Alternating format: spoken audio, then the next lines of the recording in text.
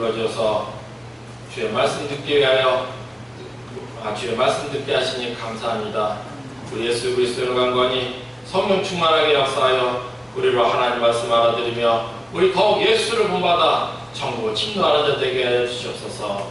그래야 우리 가정을 일으키고 산업을 일으키고 교회를 일으켜서 이 땅에 하나님 나라를 확장하며 하나님께 영광 돌리는 복 있는 인생이 되게 하여 주시옵소서. 우리 예수 그리스도 이름으로 간절히 기도합나이다. 아멘. 우리 다 같이 따라하겠습니다. 사랑합니다. 감사합니다. 축복합니다. 예, 우리는 이렇게 사랑과 감사와 축복을 찾고 해야 됩니다.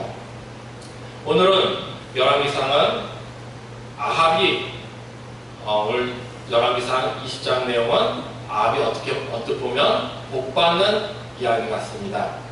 그러나 오늘 본문은 하나님의 공의와 질서가 살아있는 말씀입니다. 우리 먼저 1절에서 4절 같이 읽겠습니다. 아람의 베나다 왕이 그의 군대를 다 모으니 왕이 32명이 그와 함께 있고 또 말과 병거들이 있더라. 이에 올라가서 사마리아를 에워싸고 폿을 치며 사다들을 성 안에 있는 이스라엘 아합 왕에게 보내 이르기를 베나다시 그에게 이르되 내 은금은 내 것이요 내 아내들과 내 자녀들의 아름다운 자도 내 것이니라 하매 이스라엘 왕이 대답하여 말하기를 내 주 왕이여 왕의 말씀같이 나와 내 것은 다 왕의 것이니이다 하였더니 오늘 말씀은 아합의 침공 이야기로 시작이 됩니다. 원래 이 아합은 누군가 우리 이거부터 봐야 되는데 이 아합은 성경에 그 부인 이세벨과 함께 하나님을 대적한 악한 왕입니다. 그래서 앞에 10장까지 보면은 하나님이 이스라엘에 엘리야 선지자를 보내서 계속 심판을 주시는 것을 볼 수 있습니다. 징계를 주시는 것이죠. 회개하고 돌아오라는 것이죠. 그래서 그 징계의 내용이 뭐였냐면 오랜 가뭄이었습니다. 그래서 이스라엘 전체가 오랜 가뭄으로 계속 고통을 받게 되었습니다. 그런데 문제가 그렇게 되면 온 나라의 국력이 박살나버린다는 것입니다. 더군다나 옛날 고대에는 지금과 같이 어디 먼 나라 가서 쌀을 식량을 사올 수가 없어요. 예, 그러던 시절에 가뭄이 몇 년에 걸쳐서 일어나 버리면 그 어떤 나라라도 심지어 애국 같은 나라라도 나라가 완전히 박살나버립니다. 군대 같은 것도 유지할 수가 없어요. 북이스라엘 상황이 지금 그랬다는 것입니다. 그리고 그 틈을 따서 아람이 북쪽의 강대국 아람이 쳐들어온 것입니다. 이 아람은 아합의 군대와 비교할 수도 없을 정도로 큰 군대를 이끌고 쳐들어온 것입니다. 그러니까 이 아합이 어떻게 됐습니까? 방법이 없는 것입니다. 그래서 나와 내 것은 다 왕의 것입니다. 항고부사를 나타냈습니다. 네, 근데 문제가 이 아람의 왕이 아합에게 당시의 관행으로도 말도 안 되는 너무 과한 요구를 해버린 거예요. 예, 너무 과도한 요구. 그래서 아합이 어쩔 수 없이 싸울 상황에 이르렀다는 것입니다. 예, 그래서 잠시만요.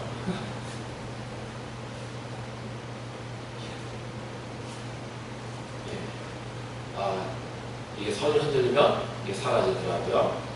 그래서 오늘은 지도를 보면서 좀 얘기를 해야 됩니다. 지도.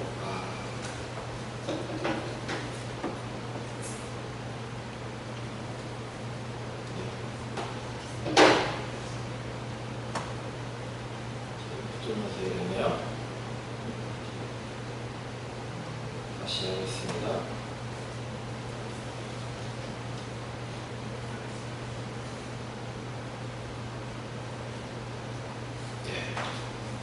여기 보시면 됐습니다. 예, 여기 이제 구글 지도예요. 구글 지도인데 여기 보시면 이걸 다시 간단하게 그렸습니다. 그래서 아람이 원래는 커요. 성경에 보니까 조그만 나라로 나오지 원래는 이스라엘보다 훨씬 큰 나라입니다. 저기 중간에 빨간 점이 북이스라엘이에요. 아합의 나라. 그 나라하고 아람하고 막 싸우는 것입니다. 도시국가가 북이스라엘하고 연합군을 맺어가지고 대항했던 것이죠. 근데 가뭄으로 나라가 박살내버리니까 그 틈을 타고 아람이 이제 쳐들어온 것입니다. 그래서 쳐들어왔는데 문제는 너무 말도 안 되는 과도한 요구를 한 거예요. 그래서 어쩔 수 없이 이제 싸워야 되는 상황이었습니다. 그때 하나님이 선지자를 보내 말씀하셨습니다. 우리 13절 같이 보겠습니다. 한 선지자가 이스라엘의 아합에게 나가서 이르되 여호와의 말씀이 내가 이 큰 무리를 보느냐 내가 오늘 그들을 내 손에 넘기리니 너는 내가 여호와인 줄을 알리라 하셨나이다. 그리하여 아합은 어떻게 합니까?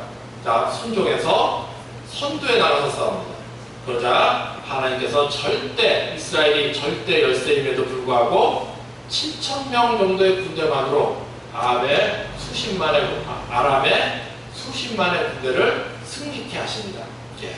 그리고 근데 또 하나님이 또 도와주셔가지고 이제 하나님이 선지자를 보내가지고 아람이 2차 침공을 할 것이다. 다시 알려주셨습니다. 그것이 22절입니다.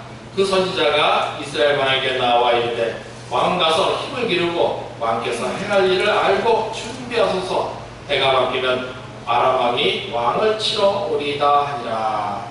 그리하여 2차 침공, 2차 전쟁을 합니다. 예, 그래서 아벡이 이제 원래는 이스라엘 땅이지만 아람에게 뺏긴 땅인데 거기에서 2차 전쟁을 하게 됩니다. 이때에도 이스라엘은 두 무리의 메뚜기띠 같았다. 절대적 열세였다는 것입니다. 예, 그러나 하나님이 선포하시죠. 이때도 28절입니다. 여호와의 말씀에 아람 사람이 말하기를 여호와는 산의 신이요 골짜기의 신은 아니라 하는도다.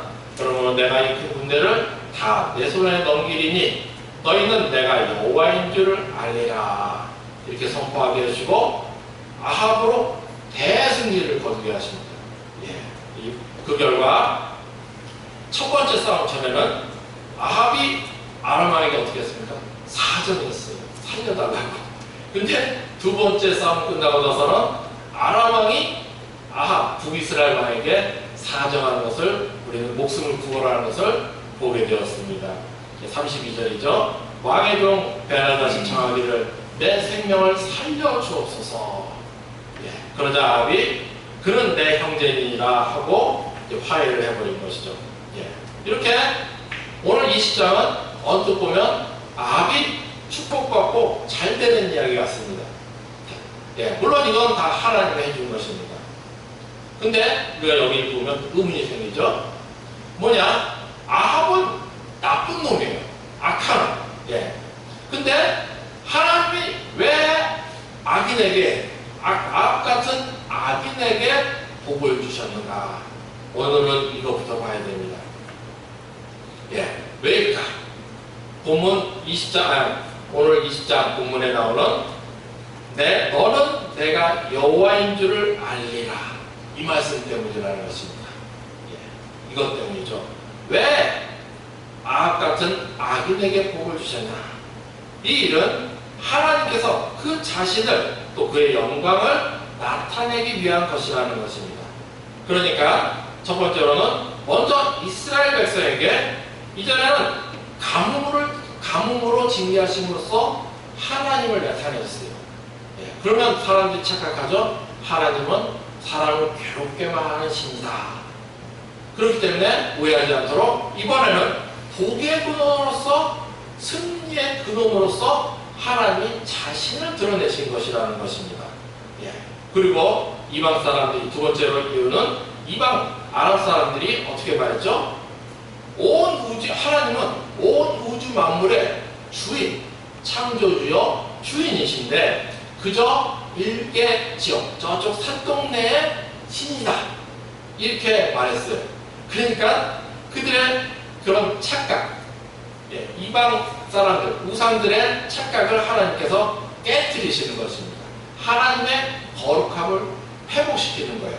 예, 그리고 또 이스라엘 사람들이 만약에 하나님께서 피해 당하게 냅두면 이스라엘 사람들이 열등감에 빠져요. 아, 그 당시에는 그 오늘날의 최첨단 과학이 우상 성경인 거였어요. 네, 말하자면 일본이 뭐 우리나라부터 과학이 없었다. 그래가지고 우리나라 사람들 열등감 가졌잖아요. 그래가지고 맨날 과학하면 일본 가서 배우고 한동안 그랬지 않습니까? 예, 이 당시에는 우상이 그랬다는 거예요. 맨날 저쪽이 싸움에서 승리를 잘해요. 아, 그러면 저 우상신이 맞으면은 최첨단인가 보다 해가지고 그쪽한테 달려가던 그런 시절이라는 것입니다. 예, 그래서 이스라엘 백성이 열등감에 빠져가지고 이방 우상을 숭배할까봐 하나님인 것을 나타내시기 위해서 승리케 해주셨다. 예, 그러므로 우리는 알아야 됩니다. 이 두 번의 승리는 결코 북이스라엘 아하방이 잘나서가 아니다라는 것입니다. 아합이 복받은 것은 하나님이 자기 백성을 구원하기 위함이지 또 하나님의 영광을 드러나기 위함이지 아합이 잘나서가 아니다. 예. 그런데 문제가 있죠. 그랬건 어쨌건 아합이 복받았다는 것입니다. 오늘 본문을 보면 아합이 형통한 것처럼 보인다는 것입니다. 요게 참 문제입니다. 그래서 그러니까 아합은 하나님의 자녀들을 선지자를 죽이고 괴롭힌 왕이에요. 예. 그런 사람이 형통하고 복받으니까 얼마나 억울하고 분하겠습니까? 예. 아닙니다. 하나님은 반드시 하나님을 대적한 악인들에게 보복하십니다. 심판하세요. 어떻게 하시냐? 우리는 계속 본문을 봐야 됩니다. 하나님의 은혜로 아합이 대승을 거뒀을 때 아합은 막다른 골목에 아람 왕 베나닷에게 그러니까 베나닷이 왕의 종 베나닷이 청하기를 내 생명을 살려 주옵소서 이렇게 구걸하니까 아합이 그는 내 형제니라 하고 살려줍니다. 요게 문제라는 것입니다. 여기서 형제란 고대 운동에서 외교용어입니다. 외교용어로 동맹국이다, 동맹국 수반이다 그 말이에요. 예. 그러니까 살려줄 뿐 아니라 동맹을 해준 것입니다. 그리고 그러니까 이 베나닷이 기분이 좋으니까 그 당시에 전략적 요충지 길랏 라못을 비롯해서 이전에 이스라엘에게서 빼앗은 성들을 다 방어하겠다고 약조하고 그 외에도 아합의 기분을 맞춰주려고 여러 가지를 약속합니다. 그래서 아합이 너무너무 형통한 것처럼 보이지만 이건 착각이죠. 착시야, 착시. 예. 오늘날도 이런 일들이 종종 있어가지고 많은 사람들이 이런 일들로 인해서 하나님을 대적하기에 두려움이 없어요. 담대하고 또 많은 성도들이 낙심에 넘어지고 세상을 따라가곤 합니다. 그러나 우리는 사탄에게 속아서는 안 된다는 것입니다. 오늘 분명 이 아람 베나닷은 이스라엘의 대적자이고 또 여호와 하나님을 모독한 자입니다. 그래서 42절에 보면 하나님께서 이 베나닷을 가리켜 말하기를 멸하기로 작정된 사람이라고 말했습니다. 28절에도 그 말 있죠. 비슷한 말. 그러므로 내가 이 큰 군대를 다 내 손에 넘기리니 이거는 진멸해야 되는 사명을 아합한테 줬다는 거예요. 그래서 너희는 내가 여호와인 줄 알리라. 근데 아합 왕이 이것을 순종을 안 해버렸다는 것입니다. 하나님께 불순종입니다. 그러니까 오늘 아합은 하나님께 큰 죄를 저지른 거예요. 그래서 하나님께서 아합에게 심판을 선고하십니다.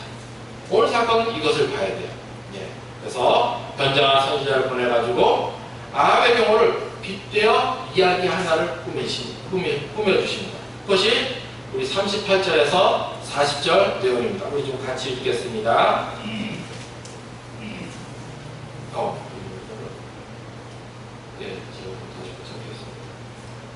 38절. 선지자가 가서 수건으로 자기의 눈을 가리어 변장하고 길가에서 왕을 기다리다가 왕이 지나갈 때 그가 소리질러 왕을 불러 이르되 종이 전장 가운데서 나갔더니 한 사람이 돌이켜 어떤 사람을 끌고 내게로 와서 말하기를 이 사람을 지키라. 만일 그를 잃어버리면 내 생명으로 내 생명을 대신하거나 그렇지 않으면 내가 한 달란트를 내어야 하리라 하거늘 종이 이리저리 이를 볼 동안에 그가 없어졌나이다. 이스라엘 왕이 그에게 이르되 내가 스스로 결정하였으니 그대로 당하여야 하리라. 예. 그래서 이거를 딱 이렇게 꾸며서 이야기를 말하는 거예요. 그래서 딱 선지자가 그 얘기 끝나니까 어떻게 합니까? 자기가 선지자의 것을 밝히고 선포를 합니다. 그래서 그러니까 내 목숨으로 내가 놓친 포로를 대신해야 된다는 아합의 선포처럼 딱 그대로 적용해가지고 하나님이 선포하시기를 내가 멸하기로 작정한 사람을 내 손으로 놓았은즉 내 목숨은 그의 목숨을 대신하고 내 백성은 그의 백성을 대신하리라. 아람 사람 대신에 아합과 북이스라엘이 당한다. 무서운 심판의 선고입니다. 그리고 실제 역사를 보면 이대로 되어버렸습니다. 당장은 아합이 괜찮아 보여요. 우리는 이런 데서 보면 안 된다는 것입니다. 이 시점에 괜찮아요. 그렇지만 진짜 이후에 보면 역사를 보면 하나님 말씀대로 된 것을 우리는 분별해야 된다는 것입니다. 결국 오늘의 이 아합의 축복은 아합의 집에 멸망의 단초가 되어버린 사건이다. 이것을 기억하시길 축원드리겠습니다. 그래서 멸망의 시작점이 되어버린 것입니다. 어떻게냐? 그러니까 역사를 보면 이때가 기원전 약 850년대입니다. 당시에는 여기 아람 있고 이쪽에 연합을 해가지고 이제 바다 쪽에 도시국가들이 연합을 해가지고 아람하고 대적하고 있었어요. 문제는 그때 아수르 제국이 발흥하고 있던 때라는 것입니다. 아수르 제국이 거대한 최초의 그러니까 4대 제국이 연속적으로 일어나는데 첫 번째 제국이죠. 북부 지방에서 이제 커가기 시작하는 때였다는 것이죠. 그래서 아수르의 왕 살마네셀이 이제 서쪽으로 정복 전쟁을 시작하는 때였다는 것입니다. 거기에 맞서서 이제 아람이 지금 이제 아람 지역 시리아 지역이죠. 이 지역 전체가 이제 본장의 벤하닷 왕을 중심으로 결집되어 있던 것입니다. 그래서 이제 아람 벤하닷이 아수르하고 결전을 격돌을 하려고 하는데 그 전에 뭘 해야 됩니까? 후방을 정리해야 되잖아요. 후방이 바로 이스라엘. 그래서 이스라엘을 갖다가 쳐들어왔던 것입니다. 그런데 문제가 이스라엘 군대가 이겨버렸어요.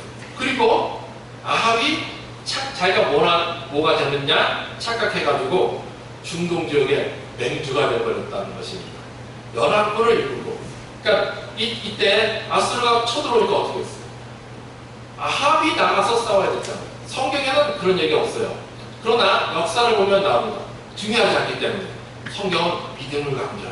순종을 강조해요. 그래서 역사에는 안 나오지만 역사를 보면 이때 나가서 싸웠습니다. 이때 보면 아수르가 있고 이렇게 해변으로 오고 북쪽으로 와가지고 이쪽 키르카스 카르키스라고 그러죠. 이쪽에서 하바탕 붙어버렸습니다. 아합이 온 군대를 이끌고 저 가서 자기도 모르는 땅에 가서 열심히 싸워버린 거예요. 그래서 다행히 성공을 해서 아수르의 서지는 멈추게 합니다. 그럼 어떤 분이 말합니다. 그러면 성공을 못 받은 거 아니냐? 천만입니다. 우리는 이게 진짜 무기인지를 알아야 돼요.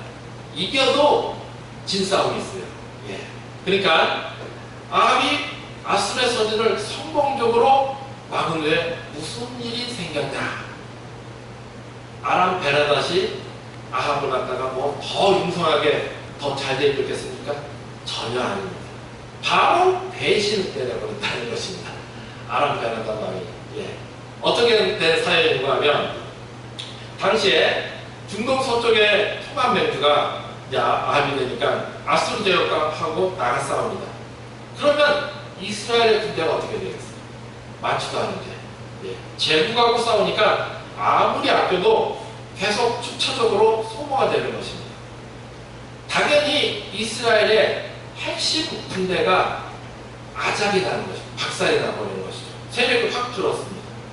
그리고 그 당시에 이스라엘하고 같이 싸우던 아람 군대, 아람 군대도 물론 이스라엘하고 아수르하고 싸워야 되니까 열심히 싸웠겠죠. 근데 이 베나닷은 한쪽으로는 싸우지만 다른 한쪽으로는 북이스라엘의 군대를 영도했다는 것입니다. 같이 싸우면 어떻게 싸우는지 뻔히 볼 거 아니에요. 이렇게 싸우니까 보면 또 이렇게 공격하면 되겠구나. 바로 다 노하우를 다 배워버리고 방법을 세웁니다. 그리고 이 아람 땅이 좀 커요. 이스라엘보다 훨씬 큽니다.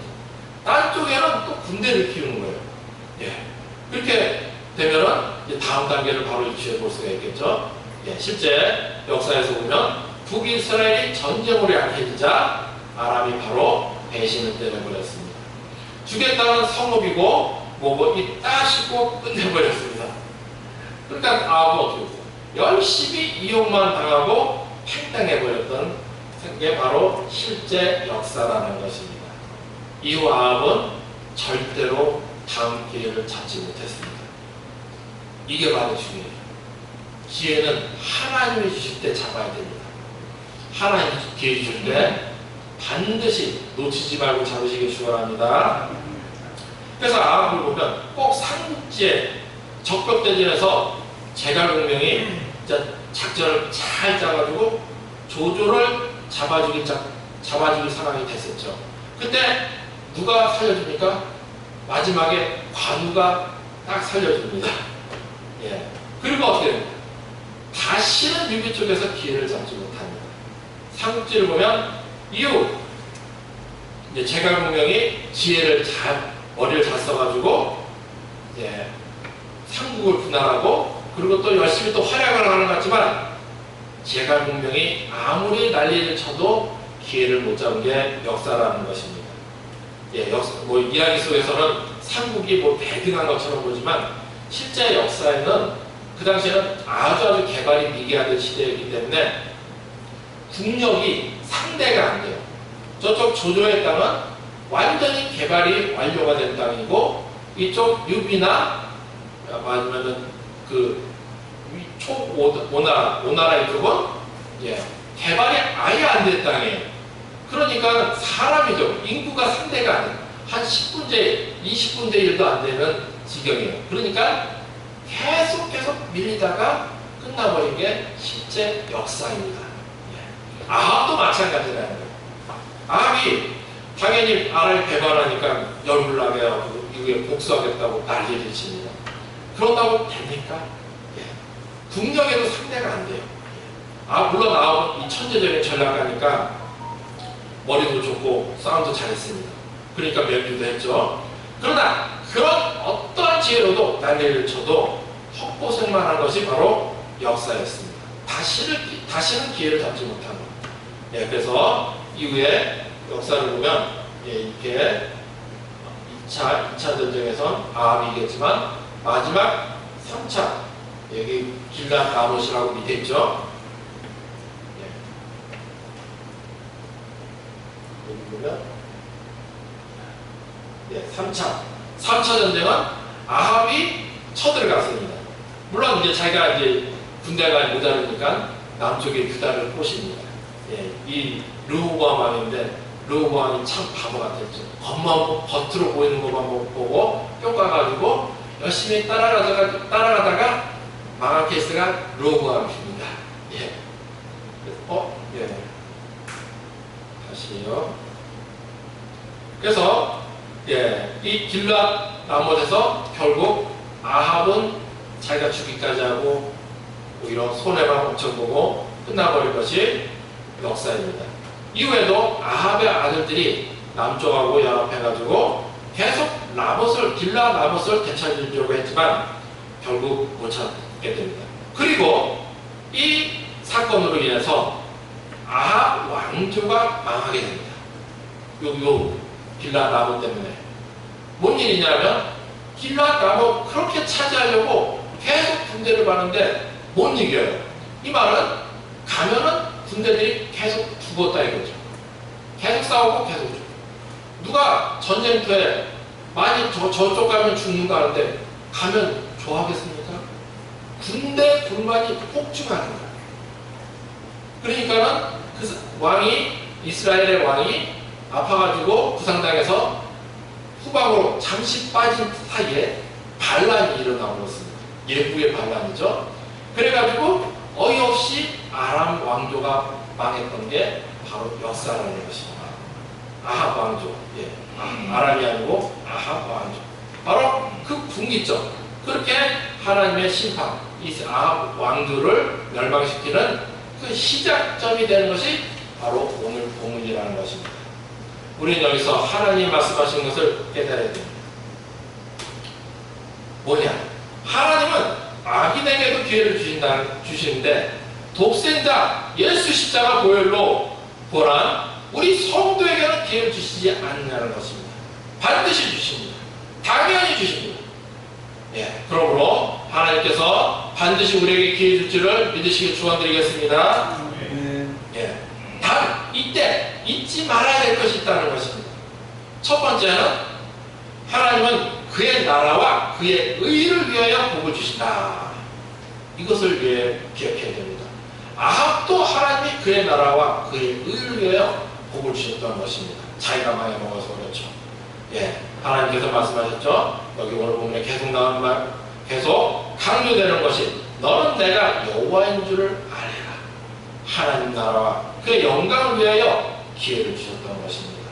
우리도 마찬가지입니다. 우리 성도가 복받는 목적은 하나님 나라와 그의 의를 나의 삶과 가정과 이 땅에 세우기 위한 것을 알고 우리는 기도하고 전진해 나가야 된다는 것입니다. 두 번째는 순종해야 된다는 것입니다. 오늘 본문에 보면 악하나 아합도 복 받을 때는 순종 잘했어요. 예. 14절 보십시오. 아합이 이르되 누구를 통하여 그렇게 하시리까? 대답하되 여호와의 말씀이 각 지방 고관의 청년들로 하리라 하셨나이다. 옛날 우리나라 조선시대 보면 가난한 사람은 없어요. 고관들은 어떻게 해요? 뒤로 빠져요. 근데 오늘 보면 어떻게 해요? 고관들은 없어요. 예. 아합이 이르되 누가 싸움을 시작하니까 대답하되 왕이니이다. 아니 세상에 한 나라 왕 보고 제일 앞장서서 싸움을 하는 거예요 지금. 이게 말이 됩니까? 근데 아합은 순종했다는 것입니다. 맨 앞장서서 나가 싸웠어요. 그리고 하나님의 복을 받았다. 예, 그리고 불순종할 때 아합은 그 축복을 이뤘죠. 이 말은 뭐겠습니까? 우리 성도도 이렇게 순종해야 복을 받는다는 것입니다. 예, 순종하시기를 하나님께 순종하시길 축원드리겠습니다. 예, 그러니까 예, 하나님께서 우리에게 기회를 주십니다. 축복의 기회를 주시는데 그때 놓치지 않도록 하는 것도 바로 순종이라는 것입니다. 준비하는 것도 순종이고 오면 그것을 꽉 잡고 놓지 않는 것도 바로 순종이다. 그러므로 기회를 잡는 것은 내 책임인 것을 우리는 기억해야 되겠습니다. 다시 말해서 왜 놓치면 안 되냐? 아합을 보십시오. 다시 기회를 받았으니까. 큰 기회는요, 자잘한 기회를 하나님이 여러 번 주실지 몰라도 큰 기회는 드뭅니다. 하나님은 다윗에게 왕이 될 기회를 몇 번 주셨습니까? 다윗 평생에 딱 한 번 주셨습니다. 다윗은 평생을 그것을 준비하고 그 한 번을 잡았던 것이 바로 다윗의 축복의 시작이었다는 것입니다. 우리 성도들도 이렇게 순종해서 준비하고 기회를 잡으시기를 예수님 이름으로 축원합니다. 그래서 순종이 중요합니다. 순종. 예. 세 번째로 잊지 말 것은 예배의 삶으로 살아야 된다는 것입니다. 예배의 삶. 왜? 예, 분별하기 위해서인 것입니다. 그러니까 문제가 하나님 나라와 그의 의를 위하여 하나님 복을 주신다. 또 순종해야 복 받는다. 기회를 놓치지 말고 잡아야 한다. 이거는 모든 사람이 다 아는 이야기입니다. 다 아는데 문제가 어떻게 분별을 하냐예요. 분별. 예, 어떻게 합니까? 누구나 다 분별하려고 노력합니다. 세상 사람도 마찬가지예요. 예를 들면 저기 북유럽의 스칸디나비아 반도 사람들에게 그 생활 철학이 있어요. 생존 철학이라고 그러죠. 얀태 법칙이라는 것이 있습니다. 혹시 들어보신 분도 계실 것입니다. 이게 왜 생기냐면 수백 년에 걸쳐서 종교전쟁부터 시작해가지고 수백 년에 걸쳐서 전쟁과 위기를 계속해서 겪다 보니까 이게 생겨난 것입니다. 생존 철학이에요. 예, 뭐냐면 제가 몇 개 읽어드리겠습니다. 첫 번째, 넌 특별하지 않다. 둘, 넌 남들만큼 좋은 사람이라고 생각하지 마라. 셋, 넌 남들보다 똑똑하지 않다. 넷, 넌 남들보다 우월하지 않다. 다섯, 넌 남들보다 많이 알지 않다. 이렇게 10가지입니다. 이거 뭔 내용입니까? 겸손하라는 것입니다. 겸손. 예, 왜 겸손하게 해요? 교만하지 못하게. 왜? 교만하면은 분별을 못하는 거예요. 사람이 자기가 똑똑하다 그러면 희한하게 그 사람 분별을 못하는 거 많이 보지 않습니까? 역사 속에서도. 예. 그래서 이렇게 축복을 놓치지 않도록 이런 것들이 이제 역사를 오랜 지나다가 생겨난 것이 이런 생존 철학입니다. 그러나 이거 갖고 됩니까? 예, 그러면 그 사람이 다 제거되어 있게요? 안 되죠. 예. 왜냐? 사람은 무지하기 때문인 것입니다. 또 쉽게 하나님의 축복을 놓치고 또 자기도 모르게 교만이 쉽게 들어가서 받은 축복도 악처럼 놓치고 망할 수 있는 것이 바로 사람이라는 존재인 것입니다. 절대 사람은 자기를 차시할 수가 없는 것입니다. 그러면 어떻게? 오늘 하나님의 말씀을 봐야 되겠습니다. 하나님은 어떻게 말씀하시냐? 로마서 12장 1절 2절 예배의 삶으로 성령의 인도를 받아야 된다는 것입니다. 우리 로마서를 잠시 좀 찾아가겠습니다. 로마서 12장입니다. 로마서 12장 1절과 2절은 신약의 예배의 삶이라고 말하고 있습니다. 예배론이라고 말하고 있습니다. 1절입니다. 그러므로 형제들아 내가 하나님의 모든 자비하심으로 너희를 권하노니 아주 강조하고 말하는 것입니다. 근데 그러므로는 원인과 결과의 인과 접속사입니다. 무엇의 원인인가? 앞에 보면 로마서 1장에서 11장까지는 교리편입니다. 예, 그래서 로마서 전체 교리편을 원인으로 한 결과 12장 1절부터는 예, 거룩의 삶, 성화의 삶을 살자는 내용인데 삶이죠. 예, 이렇게 살아라고 하는 것입니다. 12장부터는. 근데 그 첫 번째가 뭐냐? 예배라는 것입니다. 예배로. 그러므로 형제들아 내가 하나님의 모든 자비하심으로 너희를 권하노니 이제부터 예배의 삶입니다. 너희 몸을 드리라. 이 원어의 첫 단어입니다. 너희 몸을 이건 뭔가? 우리 육신을 말하는 건가? 아니죠. 전 인격을 말하는 단어입니다. 성경에서 부분으로 전체를 표현할 때 쓰는 문학적 기법입니다. 그래서 전 인격을 하나님께 드려야 된다. 어느 한순간이 아니고 삶 전체를. 그래서 뭘 어떻게 드리냐? 하나님이 첫째 하나님이 기뻐하시는 이 말은 하나님이 받으실 만하게 드려야 된다. 두 번째는 거룩함. 이건 흠이 없는 순전함. 세 번째는 삶. 지금 살아있는 너 자신을 제물로 드려라. 이것이 너희가 드릴 영적 예배니라. 신약의 예배론입니다. 예배가 아니죠. 그런데 이렇게 예배를 드린다는 건 알겠는데 왜 이렇게 예배를 드리냐? 2절에 목적이 나옵니다. 너희는 이 세대를 본받지 말고 오직 마음을 새롭게 함으로 변화를 받아. 예배의 목적은 변화입니다. 변화. 하나님이 기뻐하는 사람으로 변화되는 것. 바로 예수, 우리 주 예수 그리스도를 닮는 것입니다.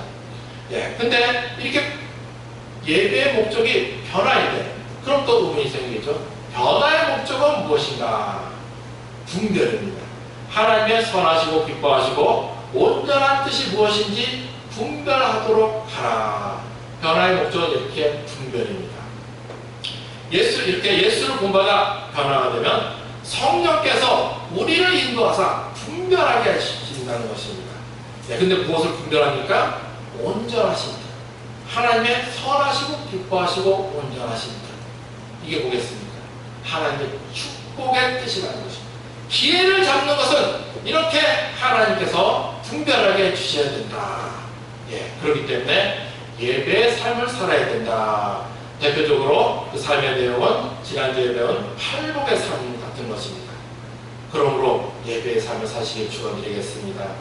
결론 맺겠습니다. 오늘 아합의 흥망성쇠, 우리는 이것을 봐야 됩니다. 이것을 보면서 반드시 우리에게 주님께서 그의 나라와 그의 의를 위하여 우리에게 축복의 기회를 주심을 믿고 깨어 경성해야 되겠습니다.